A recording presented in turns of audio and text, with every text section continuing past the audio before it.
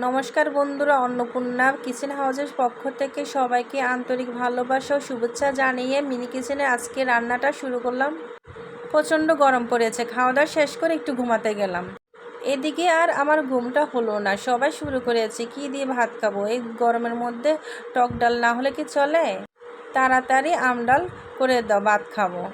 সবার পছন্দ খিদা, কি আর করা, সব কিছু গুছগাছ করে চলে আসলাম মিনি কিচেনে। আর মিনি কিচেনে এসে প্রথমে মাটির চুলাটা ধরালাম।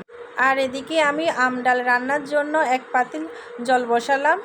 আমি এখন জল ভালো করে সিদ্ধ করে নেব। এদিকে জল সিদ্ধ করা হোক আর আমি অন্যদিকে ভালো করে ডাল ধুয়ে নেব।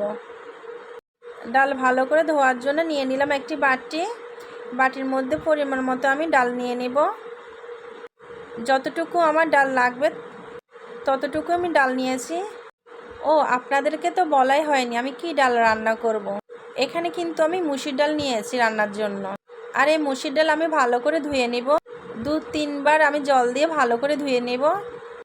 যতক্ষণ পর্যন্ত ডালের পরিষ্কার জল না বের হবে ততক্ষণ পর্যন্ত আমি ডাল ভালো করে ধুয়ে নেব। আমি ডাল ভালো করে ধুয়ে রেখেছি। আর এদিকে জল সিদ্ধ হয়ে গেছে, এখন আমি ঢাকনাটা খুলে ডাল দিয়ে দিব। ডাল দেওয়ার পর আমি একটু ভালো করে নেড়ে ছেড়ে নিব। আমি এখন দিয়ে দিব পরিমাণ মতন লবণ। ডাল সিদ্ধ হওয়ার আগে যদি লবণটা দিয়ে দিই তাহলে ডাল ভালো করে তাড়াতাড়ি সিদ্ধ হয়ে যায় আর খেতেও বেশ ভালো লাগে। এখন আমি ডাল ভালো করে সিদ্ধ করে নিব। আর এখানে আমি ডাল যত বেশি সিদ্ধ করব ডালের স্বাদ তত বেশি দ্বিগুণ বাড়বে। আবারও একটু ঢাকনা দিয়ে রাখলাম ডালের ফেনা তাড়াতাড়ি আসার জন্য।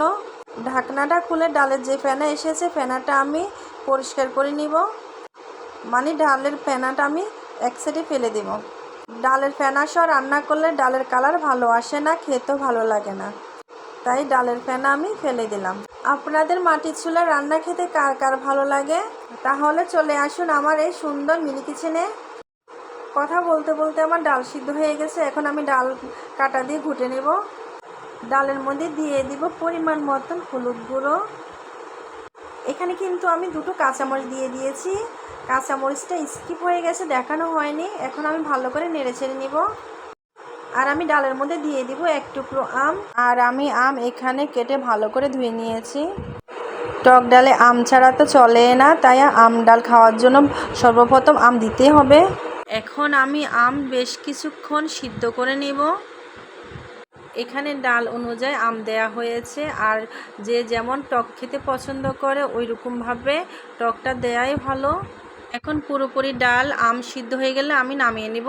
নামিয়ে নিয়ে ফোড়নের জন্য আমি দিয়ে দিব একটি কড়ার মধ্যে তেল আর শুকনো মরিচ। শুকনো মরিচ আমি ভালো করে তেলের মধ্যে ভেজে নেব। আর দিয়ে দিব কালো সরিষা। শুকনো মরিচ আর কালো সরিষা দিয়ে আমি ফোড়ন দিয়ে ডালের মধ্যে দিয়ে দিব। কি ভাবছেন এত অল্প ডাল কতজনে খেতে পারবে? হ্যাঁ, অনেকজনই খেতে পারবেন। যদি খেতে চান তাহলে অবশ্য পলো দিয়ে ভিড় জমান। আমার ডাল রান্না শেষ, দেখুন কত সুন্দর হয়েছে। এই পর্যন্ত পাশে থাকার জন্য সবাইকে ধন্যবাদ।